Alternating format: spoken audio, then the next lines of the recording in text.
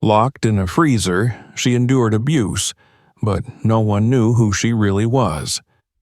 How will the lives of the staff change when the truth comes out? Subscribe to the channel and leave a comment where you're watching this from.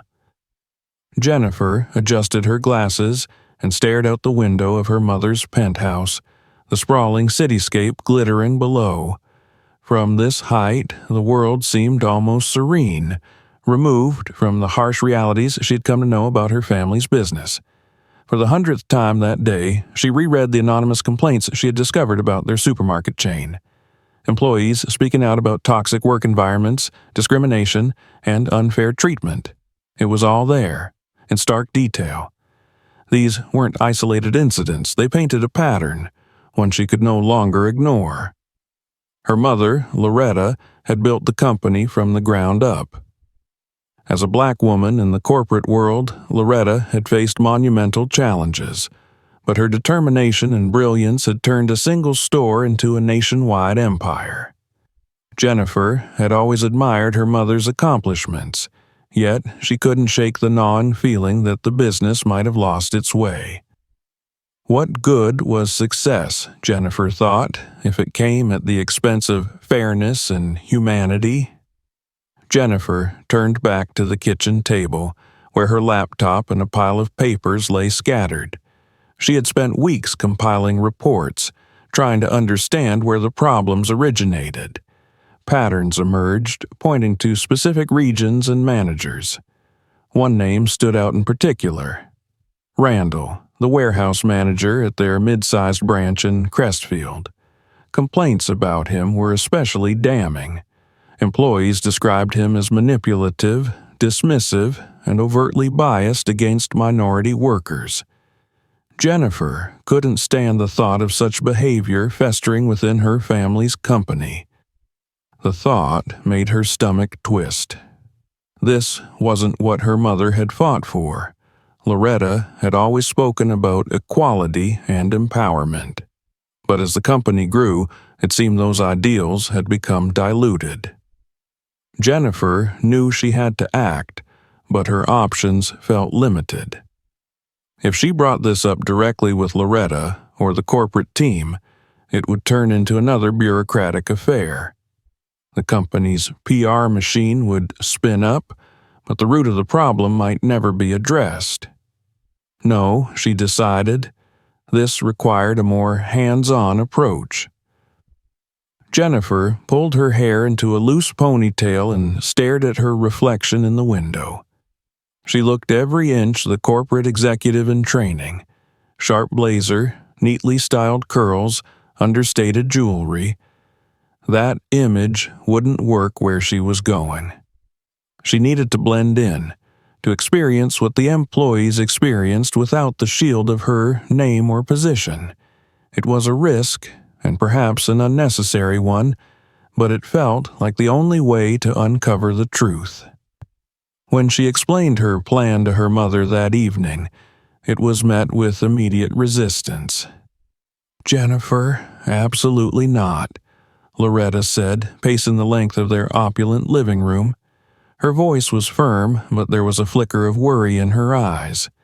"You have nothing to prove, especially not to people like that." "It's not about proving anything," Jennifer replied, trying to keep her tone even. "It's about understanding what's really happening in our company. If I don't see it for myself, how can I fix it?" "Fix it?" That's what audits and compliance teams are for.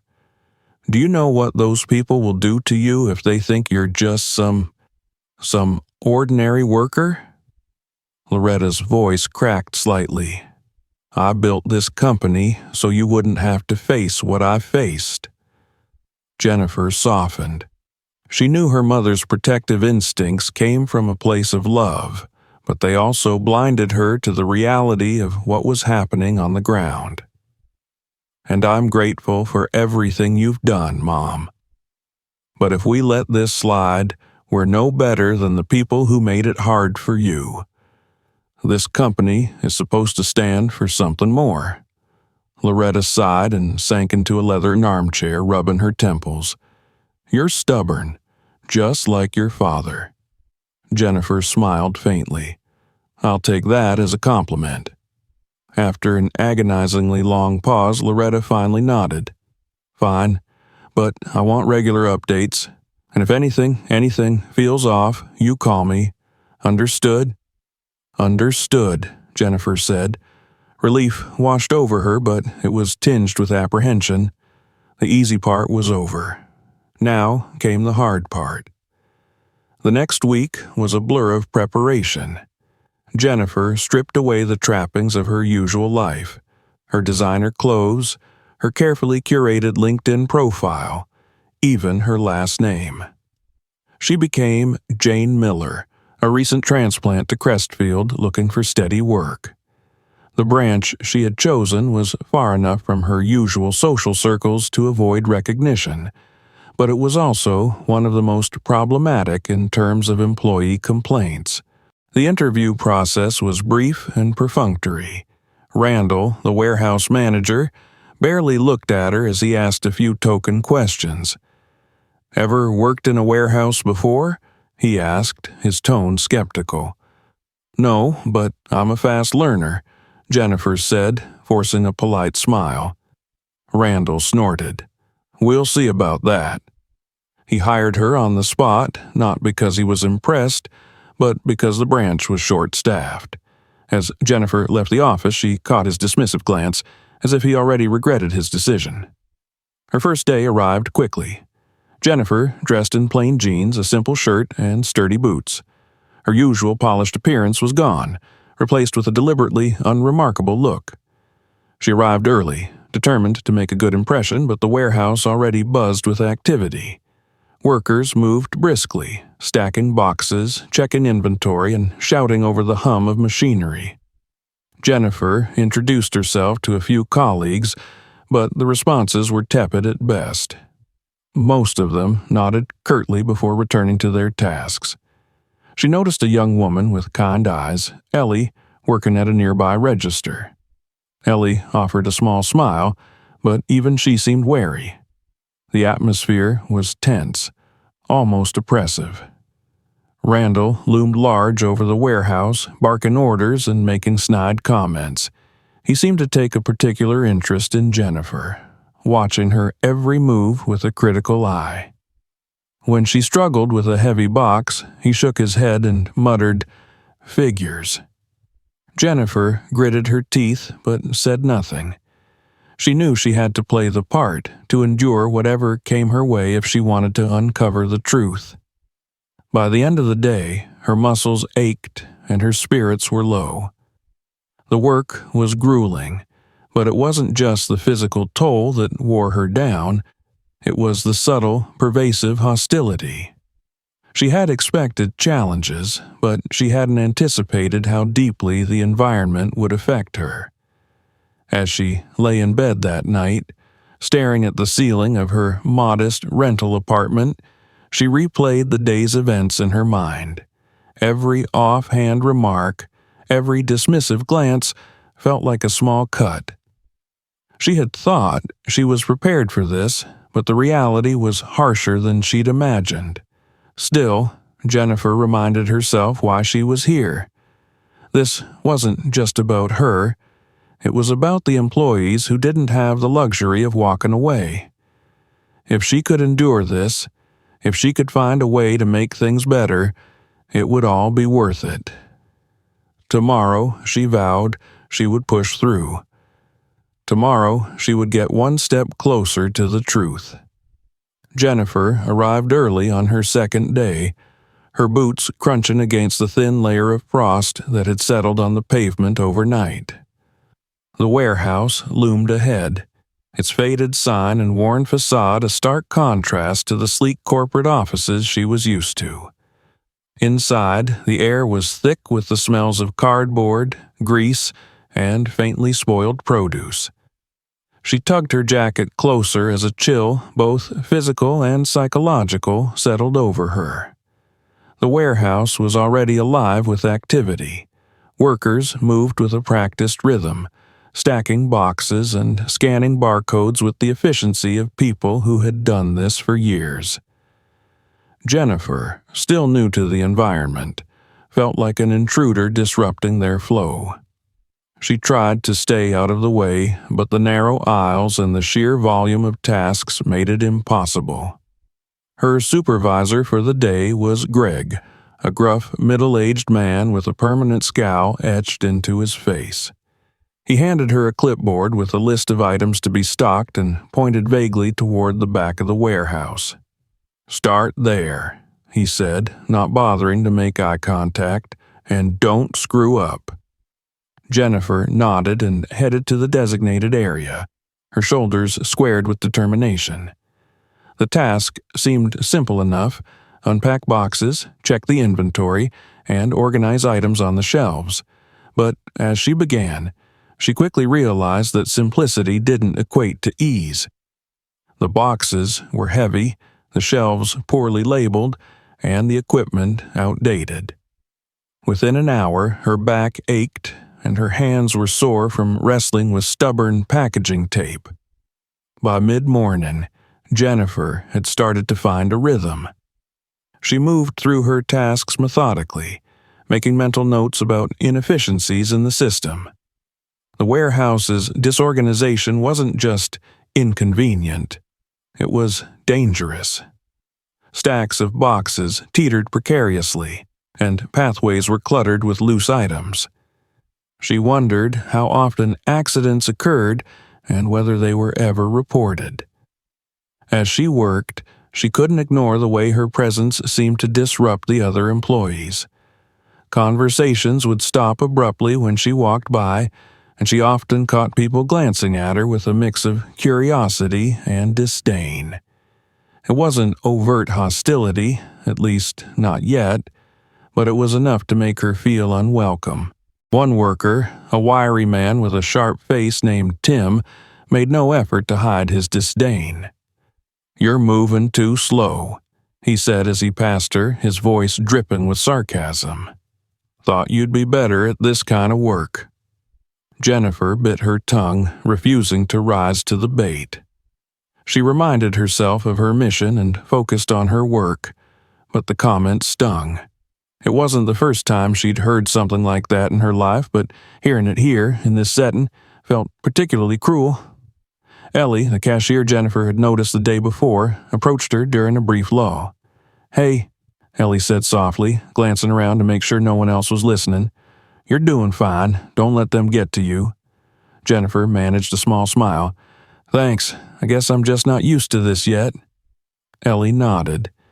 "It's rough here, especially if you're, well, different." She hesitated, her eyes flicking toward the rest of the warehouse. "Just keep your head down. Randall likes to test new people, and if you push back, it only gets worse." Jennifer wanted to ask more, to understand what Ellie had endured, but the conversation was cut short when Greg barked at them to get back to work. Ellie gave her an apologetic look and hurried back to her station. The rest of the day passed in a blur of physical labor and strained silence. By the time her shift ended, Jennifer was exhausted. She walked to her car with heavy steps, her body protesting every movement. Sitting behind the wheel, she let out a long sigh and stared at her reflection in the rearview mirror. Her hair was frizzed from the warehouse's humidity, and her face was smudged with dirt. She looked nothing like the polished professional who had walked into the corporate office just days ago. But beneath the fatigue, there was a flicker of resolve. She was learning, not just about the job itself, but about the people who worked here and the environment they endured. It was worse than she had imagined, but that only strengthened her determination. The next few days followed a similar pattern. Jennifer arrived early, worked hard, and tried to avoid drawing too much attention to herself. She observed everything: the way Randall berated employees for minor mistakes, the cliques that formed among workers, the whispered complaints that never reached the ears of management. She noticed how certain workers, especially those who were minorities or women, were consistently given the least desirable tasks. Randall seemed to take a particular interest in her. He watched her constantly, his gaze heavy with skepticism. When she struggled with a particularly unwieldy box, he smirked and muttered something under his breath that she couldn't quite catch. The other workers laughed, and Jennifer felt a flush of anger rise in her chest, but she swallowed it, forcing herself to remain calm. One afternoon, as she was stacking boxes in the far corner of the warehouse, Randall approached her. "You call this organized?" he asked, gesturing toward the shelves. "Looks like a damn tornado hit." Jennifer straightened, her heart pounding. "I followed the system you gave me," she said evenly. Randall snorted. "System? You think this place runs on a system? Maybe in your dreams, sweetheart." The condescension in his tone was infuriating, but Jennifer kept her expression neutral. "If there's a better way to do it, I'm happy to learn." Randall stared at her for a moment, then shook his head. "Figures. Just don't mess it up again." He walked away, leaving Jennifer seething. She wanted to confront him, to call out his blatant disrespect, but she knew she couldn't. Not yet. She needed more time to understand the full scope of what was happening here. Despite the challenges, Jennifer found moments of connection. Ellie continued to check in with her, offering small words of encouragement when no one else was around. A few other workers, perhaps sensing her sincerity, started warming up to her as well. It wasn't much, but it was enough to keep her going. At night, Jennifer documented everything in a notebook she kept hidden in her apartment. The disorganization, the unsafe conditions, the discriminatory behavior. It all went into meticulous detail. She also wrote about her own feelings, the frustration and isolation she experienced, and the moments of doubt that crept in when the days were particularly hard. As the week wore on, Jennifer began to see the cracks in the warehouse's facade more clearly. This wasn't just about one bad manager or a few rude coworkers, it was systemic. The entire culture of the branch seemed designed to wear people down, to keep them in their place. And for someone like Jennifer, who wasn't supposed to belong here, the pressure was even greater. She didn't know how long she could keep this up, but one thing was certain. She wasn't going to walk away. Not until she had the evidence she needed to make real, lasting change. Jennifer's alarm buzzed, and she groggily reached for her phone. Her body protested every movement, sore muscles reminding her of the relentless physical labor she'd endured. Despite the discomfort, she forced herself out of bed, fueled by determination. Another day in the warehouse loomed ahead, and she knew it wasn't going to get any easier. When she arrived at the warehouse, the air was colder than usual, the chill seeping through the gaps in the building's aging walls. Workers huddled in their jackets, their breath visible in the frigid air. Randall, as always, was already pacing the floor, barking orders at anyone within earshot. His voice carried a sharpness that seemed to pierce through the cacophony of the warehouse. Jennifer began her shift focusing on her tasks and trying to avoid unnecessary attention. She had learned the layout of the warehouse by now, navigating its narrow aisles and precariously stacked shelves with practiced caution, but no matter how efficiently she worked, she couldn't escape Randall's scrutiny. "Hey, new girl!" His voice boomed from across the room. Jennifer paused, her stomach tightening. "You call that stacking? My 3-year-old niece could do better than that." Heat flushed her cheeks as several workers snickered. She clenched her jaw and continued her work, refusing to engage. Randall's taunts had become a daily occurrence, but today they seemed more pointed, more deliberate. As the day progressed, the atmosphere grew heavier. Tim, the wiry man who had mocked her earlier, seemed emboldened by Randall's behavior. He began to accidentally bump into her as she moved through the aisles, each time muttering a sarcastic apology. "Careful, Jane," he sneered after one such incident. "Wouldn't want you to break a nail." Jennifer bit her tongue, her anger simmering beneath the surface. She couldn't afford to react. Not yet. Her mission required patience and composure, no matter how much she wanted to lash out. During her lunch break, Jennifer sat alone in the break room, nursing a lukewarm cup of coffee. The room was small and cramped, its walls yellowed with age. She listened as a group of workers at the next table laughed and joked, their voices tinged with mockery. She didn't have to look to know they were talking about her. Ellie entered the room, her expression hesitant. She glanced at Jennifer, then at the other workers, before quietly sitting down beside her. "Hey," Ellie said softly. "You okay?" Jennifer nodded, though the tightness in her chest told a different story. "Just tired," she said. Ellie frowned. "They're just trying to get under your skin. Don't let them. Randall's been like this for years, and Tim's no better. They pick on whoever they think they can get away with." Jennifer sipped her coffee, her thoughts churning. "Why doesn't anyone stand up to them?" Ellie hesitated, her gaze dropping to the table. "Because it doesn't change anything. People who try just end up getting it worse." The defeat in Ellie's voice struck Jennifer like a blow. She wanted to tell Ellie that things could change, that she wasn't alone, but she couldn't reveal her true identity. Not yet. The afternoon brought more of the same. Randall assigned Jennifer to clean up a storage area that hadn't been touched in months.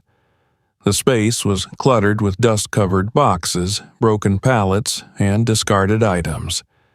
The task was clearly meant to humiliate her, but she attacked it with quiet determination. As she worked, Tim and another worker, Dave, lingered nearby, watching her with thinly veiled amusement. "Bet she's never had to work this hard in her life," Tim said, loud enough for Jennifer to hear. Dave chuckled. "Think she'll last the week?" Jennifer ignored them, her hands trembling as she sorted through the mess. Every box she moved felt heavier than the last, not because of its weight, but because of the weight of their disdain.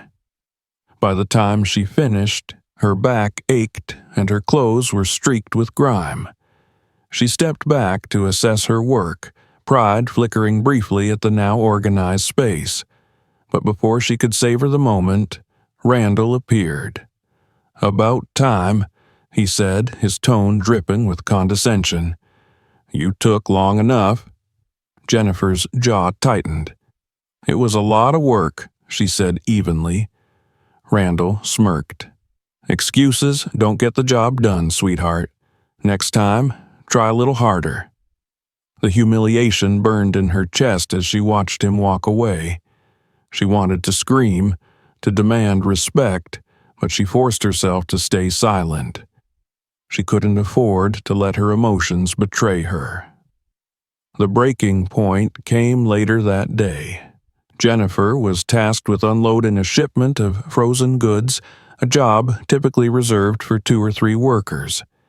The icy crates were heavy, and the cold bit into her fingers despite her gloves. She struggled to keep up, her breath fogging in the frigid air. As she worked, a crate slipped from her grasp and hit the ground with a loud thud. The sound echoed through the warehouse, drawing the attention of everyone nearby. Randall was on her in an instant. "Unbelievable," he said, his voice dripping with contempt. "Can't even handle a simple job." Jennifer straightened, her body trembling from cold and exhaustion. "I'm doing the best I can," she said, her voice steady despite the knot in her throat. "The best you can?" Randall laughed, a harsh, grating sound. "Your best isn't good enough." The room was silent, all eyes on Jennifer. She felt their gazes, their judgment, their pity.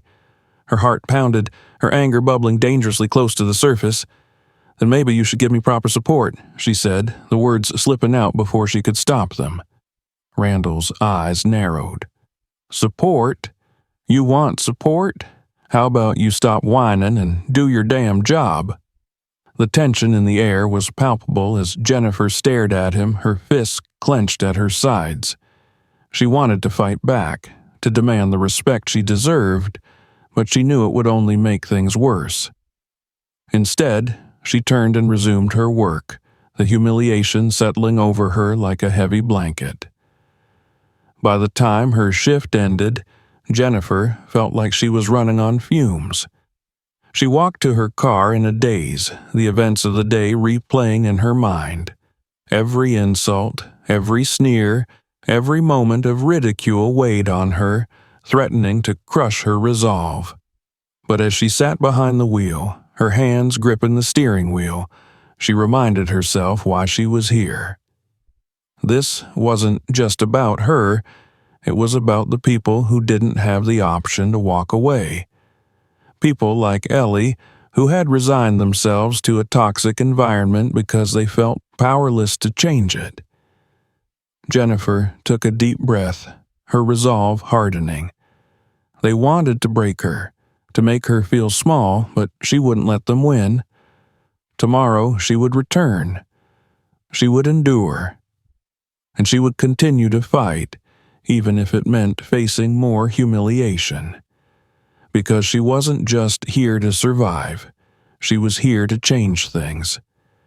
The air in the warehouse seemed colder than usual that morning, though Jennifer wasn't sure if it was just her imagination. The week had worn her down, physically and emotionally. Her body ached from the relentless physical labor, and the sharp sting of Randall's words lingered in her mind. Yet, she arrived early, as always, determined to prove to herself, and to everyone else, that she could endure whatever they threw at her. Randall greeted her arrival with a sneer. "You're on freezer duty today," he said without preamble, thrusting a clipboard into her hands. The chill in his voice matched the frost on the windows. Jennifer glanced at the clipboard. The task involved reorganizing the walk-in freezer, a job she hadn't done before, but knew was both grueling and isolating. She nodded silently, refusing to let Randall see her discomfort. "Better bundle up," he added with a smirk. "Wouldn't want you to catch a cold." Several workers nearby chuckled, their laughter echoing off the high ceilings. Jennifer ignored them and headed toward the freezer, her resolve hardening with every step. The freezer was a cavernous space, filled with towering shelves of frozen goods.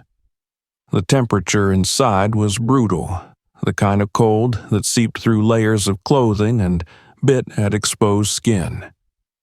Jennifer pulled on an oversized jacket and gloves she found hanging near the door, then stepped inside.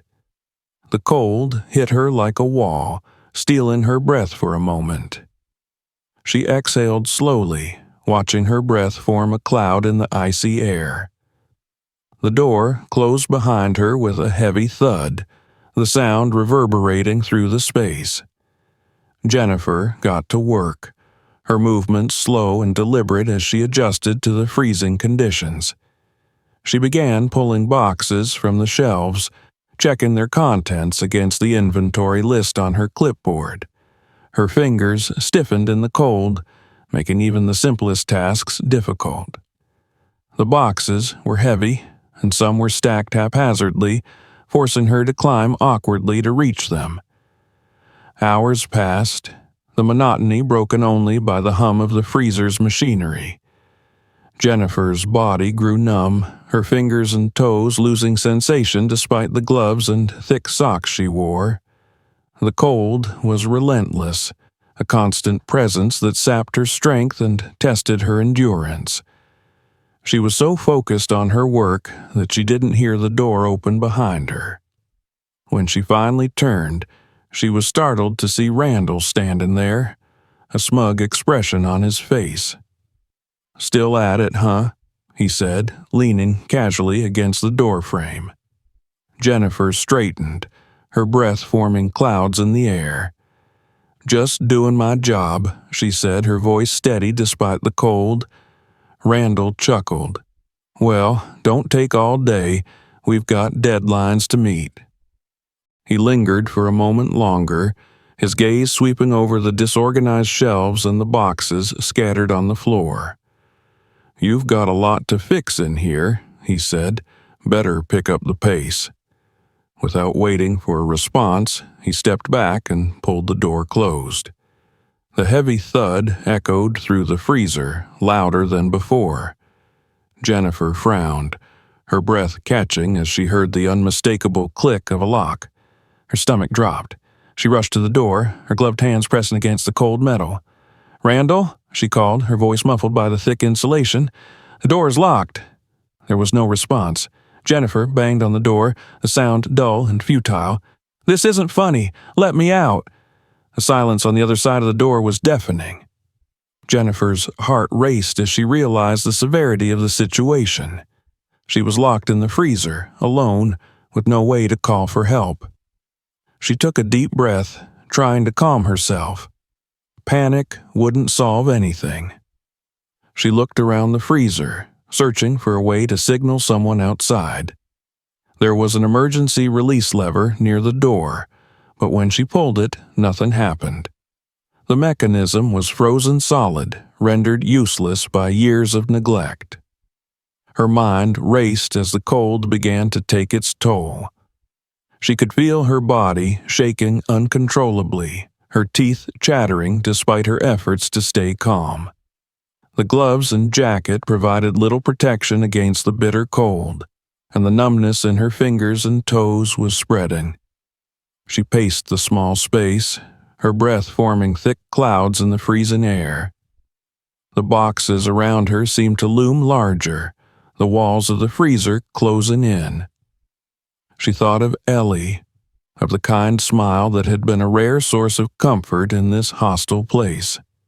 Would anyone notice she was missing? Would anyone care enough to come looking for her? Time passed in a blur. Jennifer lost track of how long she had been in the freezer. Her thoughts became sluggish, her mind clouded by the cold. She sat down on a low shelf, her body trembling uncontrollably. She closed her eyes, trying to block out the despair creeping into her thoughts. Images of her mother flashed in her mind. Loretta, standing tall and proud, her voice steady as she shared stories of her struggles and triumphs. Jennifer had always admired her mother's strength, but now she wondered if she had inherited enough of it to survive this ordeal. A sudden sound jolted her from her thoughts. The door creaked open, flooding the freezer with light. Randall stood in the doorway, his smirk replaced by a look of mock surprise. "Well, look at you," he said, his voice dripping with feigned concern. "Didn't mean to leave you in here so long. Must have slipped my mind." Jennifer's legs were too stiff to move quickly. She pushed herself to her feet, her body swaying slightly.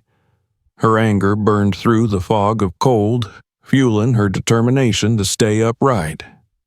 "You locked me in," she said, her voice hoarse but firm. Randall shrugged, his smirk returning. "I don't know what you're talking about. Accidents happen." Jennifer's hands balled into fists at her sides. She wanted to scream at him to demand answers, but she knew it would only make things worse. Instead, she brushed past him, her head held high despite the trembling in her limbs. As she stepped out of the freezer, the warmer air of the warehouse felt almost suffocating. Ellie was standing nearby, her eyes wide with concern. She rushed to Jennifer's side, placing a steadying hand on her arm. "Are you okay?" Ellie asked, her voice barely above a whisper. Jennifer nodded, though her body ached with every movement. "I'll be fine," she said, her voice steady despite the fire of anger burning inside her. She glanced back at Randall, who was already walking away, his laughter echoing through the warehouse. The humiliation and danger of the incident weighed heavily on her, but it also solidified her resolve. Randall's cruelty wasn't just a personal attack. It was a symptom of a deeper rot within the company. Jennifer knew she couldn't let this slide. This wasn't just about her anymore. It was about everyone who had suffered under Randall's leadership. She had come here to uncover the truth, and now she had found it in the cold, unyielding confines of the freezer. Her mission was no longer just a test of endurance. It was a fight for justice, and she wasn't going to back down. Jennifer spent the night tossing and turning, her mind racing with the events of the day. The freezer incident was more than just a cruel joke. It was a calculated act of malice that could have cost her life. The thought left her seething with anger and frustration. She had seen enough. This was no longer just about observing or understanding the warehouse's toxic environment. It was time to act. The next morning, she dressed with care, deliberately choosing the sharp, tailored suit she had brought for this moment. She had avoided wearing anything that might hint at her true identity up until now, but today was different. Today, she would walk into the warehouse, not as Jane Miller, the new hire, but as Jennifer Laurent, heir to the company. She arrived at the warehouse just before her shift was scheduled to start. The familiar buzz of activity filled the air as workers milled about, preparing for another grueling day. Jennifer walked in with measured steps, her presence immediately drawing attention. Conversations stopped mid-sentence, and heads turned to follow her as she made her way toward Randall's office. Randall himself was seated at his desk, scrolling through something on his phone when she walked in without knocking. He looked up, startled, his usual smirk replaced with a fleeting expression of confusion. "Jane?" he asked, his tone laced with incredulity as he took in her outfit. "Not Jane," she said firmly, her voice cutting through the tension in the room. "Jennifer Laurent." Randall's brow furrowed, his mind clearly working to piece together what was happening. The name seemed to strike a chord, and his face paled slightly. "Laurent? As in the family that owns this company?" Jennifer interrupted, stepping fully into the office and closing the door behind her. "We need to talk." Randall's usual bravado faltered, but he quickly recovered, leaning back in his chair with forced nonchalance. "What's this about?" he asked, though the nervous edge in his voice was unmistakable. Jennifer didn't bother sitting. She stood tall, her gaze steady as she laid out everything she had observed over the past few weeks. The unsafe working conditions, the lack of accountability, the blatant discrimination. She described the incidents she had personally endured, her tone sharp and unyielding. When she reached the part about the freezer, her voice hardened and she saw Randall's facade begin to crack. "I could have died in there," she said, her words heavy with restrained fury. "And you think it's a joke?" Randall shifted uncomfortably in his seat. "It was just a mistake," he muttered, avoiding her gaze. "You're blowing this out of proportion." "A mistake?" Jennifer repeated, her voice rising. "You deliberately locked me in there and walked away. That's not a mistake. It's negligence at best, and malice at worst." Before Randall could respond, the door opened behind her. Jennifer turned to see two men in suits standing there, their presence immediately commanding attention. They were representatives from the company's headquarters, summoned by Jennifer the night before. She had briefed them on the situation, providing evidence she had collected and insisting they come with her to address the issues directly. Randall's expression shifted from defensive to panicked as the men stepped inside. "What's going on?" he demanded, his voice rising. "You can't just barge in here." "Yes, we can," one of the men said curtly, cutting him off. "We've been sent by the corporate office to conduct an investigation into this branch. Effective immediately, you're relieved of your duties." Randall's face turned an alarming shade of red. "This is ridiculous," he sputtered, rising from his chair. "I've done nothing wrong." Jennifer held up a hand, silencing him. "The workers here deserve better," she said, her voice calm but resolute. "You've created an environment of fear and hostility, and it ends now." Randall's protests continued, but the corporate representatives were unmoved. They escorted him out of the office, leaving Jennifer alone for a moment to collect her thoughts. She felt a surge of relief, but it was tempered by the weight of what came next. When she stepped out of the office, the warehouse was eerily quiet. The workers had gathered, their faces a mixture of curiosity and apprehension. Jennifer took a deep breath and addressed them directly. "My name is Jennifer Laurent," she began, her voice carrying across the room. "Some of you may have already guessed, but I'm part of the family that owns this company. For the past few weeks, I've been working here undercover to understand the challenges you face." A murmur spread through the crowd, and Jennifer could see the flickers of recognition in some faces. Ellie, standing near the back, looked stunned but nodded slightly, as if silently encouraging her to continue. "I've seen firsthand the conditions you work in," Jennifer continued, her tone firm. "I've experienced the lack of respect and fairness, the unsafe environment, and the toxic leadership. That changes today." She paused, letting her words sink in. "Randall has been removed from his position, and an investigation is underway to address the issues at this branch. But I'm not here just to clean up the mess he made. I'm here to make sure that no one else in this company has to go through what you've endured." The workers listened intently, their expressions ranging from skepticism to cautious hope. Jennifer knew that words alone wouldn't be enough to win their trust, but it was a start. "I'm implementing new policies to ensure accountability and safety," she said, "and I'm here to listen. If you have concerns, ideas, or anything you want to share, my door is always open."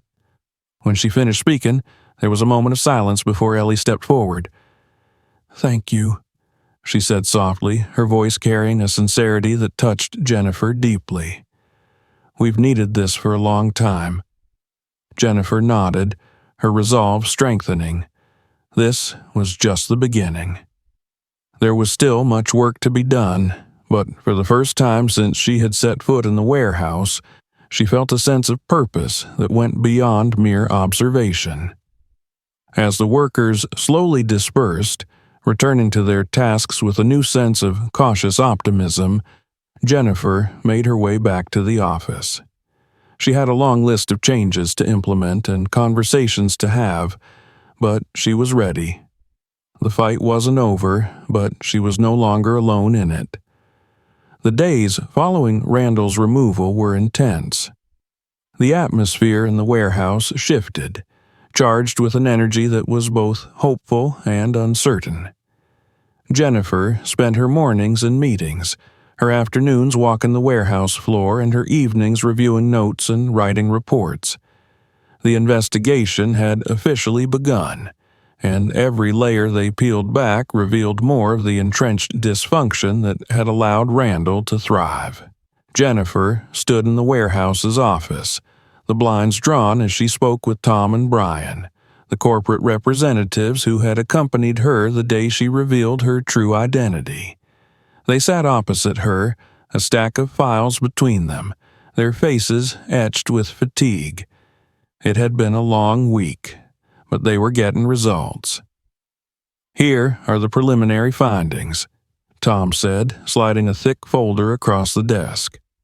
"There are documented incidents of workplace safety violations, harassment reports that were ignored, and a complete lack of formal procedures for handling employee complaints." Jennifer opened the folder, her eyes scanning the pages. She saw evidence of everything she had suspected, and more. Reports from workers about injuries that were never logged, complaints about Randall's abusive behavior that went unanswered, and financial discrepancies that hinted at possible theft or fraud. "Randall's been running this place like his own personal kingdom," Brian added, his voice filled with frustration. "The more we dig, the more it looks like he covered up anything that didn't fit his narrative. He even falsified records to make the branch's performance look better than it was." Jennifer nodded, her expression grim. It was worse than she had imagined, but it also meant they had a chance to make things right. She closed the folder and looked at the two men. "We need to make sure this doesn't happen again, here or in any of our other branches." Brian nodded. "We're working on a plan to implement regular audits, both for employee satisfaction and operational integrity. It's going to take time, but we'll get it done." Jennifer appreciated their support, but she knew that policy changes wouldn't be enough. The culture needed to change, and that required winning the trust of the workers who had endured Randall's regime. Later that day, Jennifer gathered the warehouse employees for a meeting. She stood at the front of the break room, her gaze moving across the faces of the people she had come to know in the past few weeks. Some were hopeful, others guarded, and a few openly skeptical. "I know a lot of you are wondering what happens next," Jennifer began, her voice clear and steady. "I want to be transparent about the changes we're making and what you can expect in the coming weeks." She outlined the steps being taken: Randall's dismissal, the ongoing investigation, the introduction of safety protocols, and the establishment of an anonymous reporting system for complaints.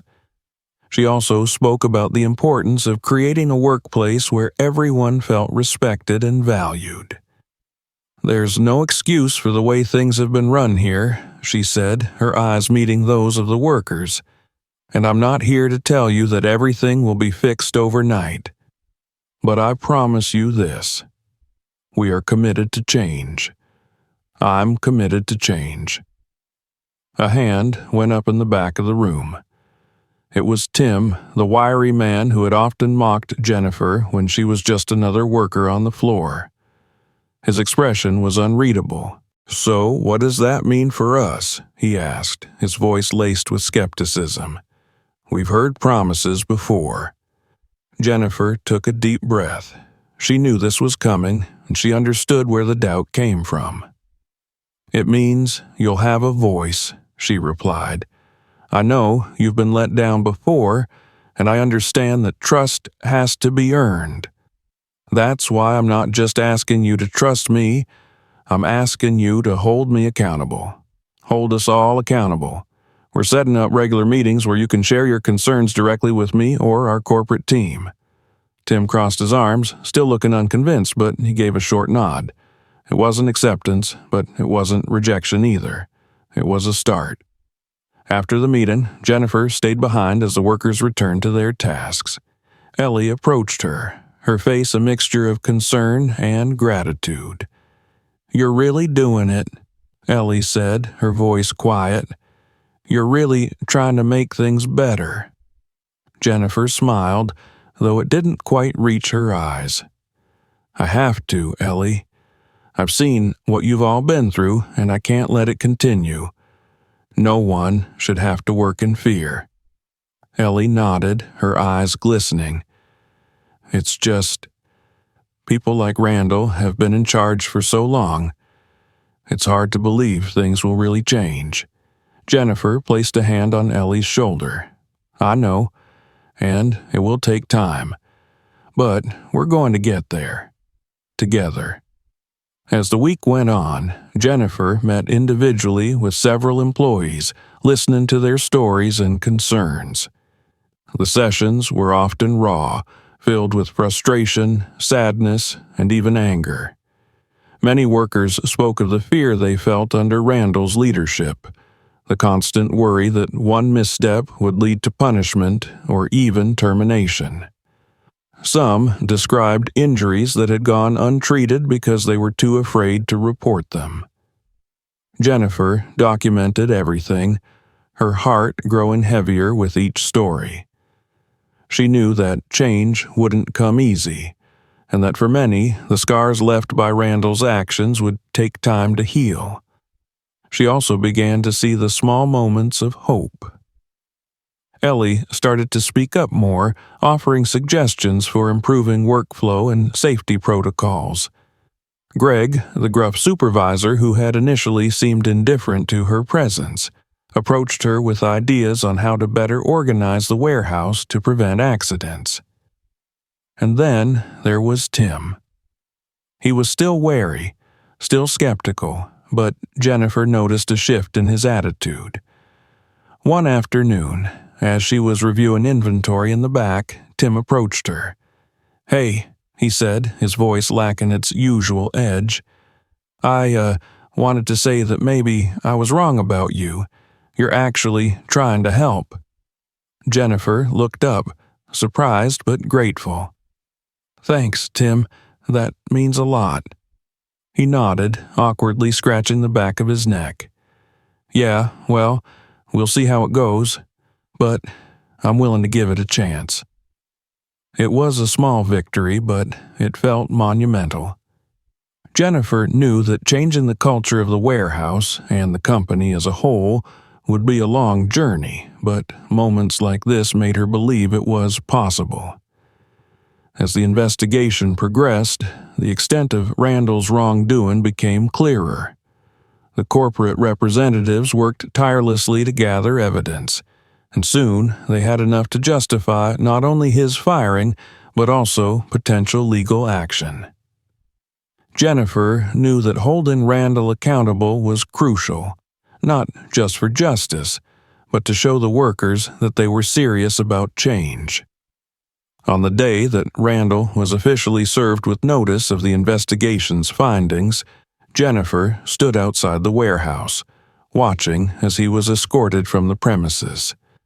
His face was a mask of anger and defiance, but there was also something else, an underlying realization that his reign of power was over. The workers watched from a distance, a mixture of emotions on their faces. Some looked relieved, others simply stunned. For Jennifer, it was a moment of vindication, but also a reminder of the damage that had been done. Randall's departure was just the beginning of the healing process. Jennifer turned back to the warehouse, her eyes scanning the familiar space. She had come here with the intention of understanding the business from the inside, but what she had found was something far deeper, a need for compassion, for fairness, and for true leadership. The warehouse wasn't just a part of her family's empire. It was a community, one that deserved better than it had been given. That evening, she gathered her notes, the pages filled with stories and ideas from the workers. She sat at her desk, drafting a new plan, one that included not only safety protocols and training sessions, but also opportunities for growth and empowerment. She envisioned mentorship programs, new positions for workers who wanted to advance, and partnerships with local organizations to provide additional support. The plan was ambitious, but Jennifer knew it was necessary. The warehouse and the people within it deserved a fresh start. As she looked out the window, the city lights twinkling in the distance, Jennifer allowed herself a moment of reflection. The past few weeks had tested her in ways she hadn't anticipated. She had faced humiliation, danger, and doubt, but she had also found resilience, strength, and hope. And now, as she prepared to take the next steps, she knew that she was ready for whatever came next. The investigation had uncovered the truth, but it was up to Jennifer and her team to build something better from the ashes. And this time, she wouldn't be doing it alone. She had a whole community by her side, ready to move forward together. Jennifer took a deep breath as she walked through the warehouse early one Monday morning. The space felt different now, lighter somehow. It was a feeling that had taken root in the days and weeks following Randall's removal, a shift that seemed almost tangible in the air. The tension that had once hung over everything was beginning to dissipate, and with it came a renewed sense of possibility. Today marked the first day of the new policies she had implemented. The anonymous reporting system was active, safety protocols were reinforced, and new supervisors were being trained to ensure fairness and accountability. It wasn't perfect, and there were still obstacles ahead, but Jennifer could see the glimmers of change starting to take hold. She made her way through the aisles, nodding and greeting to the workers she passed. There was still a lingering wariness in some of their eyes, but there were also smiles, small, tentative, but genuine. Ellie was at her usual post by the register, but today she looked different. Her posture straighter, her eyes brighter. "Mornin', Ellie," Jennifer greeted, smiling warmly. "Mornin', Jennifer," Ellie replied, her voice carrying a hint of optimism. "How are things going?" "Busy, but good," Jennifer said, her gaze sweeping over the warehouse. "I think we're finally starting to turn a corner." Ellie nodded, her expression thoughtful. "I hope so. I've been here a long time, and I've seen a lot of things, but I've never seen anyone actually try to make it better like this." Jennifer's smile softened. "I'm just doing what should have been done a long time ago, and I couldn't do it without people like you, Ellie. You've been a big help." Ellie blushed slightly, looking down at her hands. "Thanks, I really hope it lasts." "It will," Jennifer said, her voice filled with conviction. "It won't be easy, but we're in this together." As Jennifer walked on, she thought about the journey that had brought her to this point. She had come here to understand the realities of her family's business, and she had found far more than she had ever expected. The warehouse was not just a place of work, it was a community that had been stifled by fear and oppression for too long. And now, for the first time, they had a chance to rebuild. The break room had also undergone a transformation. Gone were the faded posters and broken furniture.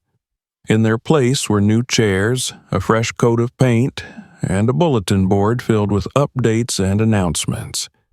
One of the most prominent features was a new suggestion box, where employees could submit their ideas and concerns.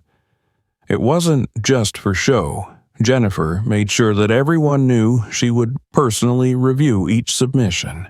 She paused in front of the bulletin board, reading some of the notes that had already been posted. There were suggestions for improving efficiency, ideas for making the warehouse safer, and even a few light-hearted messages about organizing a staff barbecue. It was a small thing, but it was a sign that the workers were beginning to feel like their voices mattered. Jennifer's phone buzzed in her pocket, and she pulled it out to see a message from Brian. The final report on the investigation had been completed, and they had identified several areas where they could make company-wide improvements. Jennifer had insisted that the lessons learned here shouldn't be confined to just this branch. They needed to be applied across the entire company to ensure that no other location fell into the same state of neglect. She made her way to her temporary office, where the door was already ajar.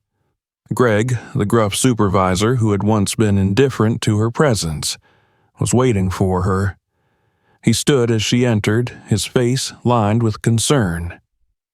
"Jennifer, I wanted to talk to you about something," Greg said, his voice hesitant. "Of course, Greg," Jennifer said, closing the door behind her. "What's on your mind?" Greg shifted his weight, his gaze dropping to the floor for a moment before he looked back at her. "I've been thinking about everything that's happened, about Randall and, well, about my own part in all of it. I know I wasn't exactly welcoming when you first started." Jennifer nodded, appreciating his candor. "It was a tough environment. I understand why people acted the way they did, but it's important that we acknowledge our mistakes so we can move forward." Greg swallowed, his shoulders relaxing slightly. "I want to do better. I want to be the kind of supervisor who actually supports the people here. I think I can be, with the right guidance." Jennifer smiled, her eyes softening. "I believe you can too, Greg, and I'm here to help. We all are. We're building something new, and it's going to take all of us to make it work." Greg nodded, a glimmer of determination in his eyes. "Thanks, Jennifer. I won't let you down."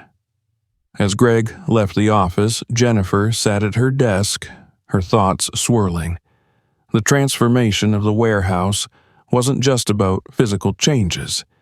It was about changing hearts and minds, about giving people the tools and support they needed to be better. It was slow and sometimes painful, but it was happening. That afternoon, Jennifer called another meeting, this time with the entire warehouse staff. The room was filled with people, some standing, some sitting on the new chairs, others leaning against the walls. Jennifer stood at the front, her gaze meeting each of theirs. "I know we've been through a lot in the past few weeks," she began, her voice carrying through the room. "And I want to thank each of you for your patience, your resilience, and your willingness to give this a chance. We've started making changes, but there's still a lot of work to be done." She paused, letting her words sink in. "This warehouse isn't just a place where we work. It's a community. And communities thrive when everyone feels safe, respected, and valued. That's what we're building here.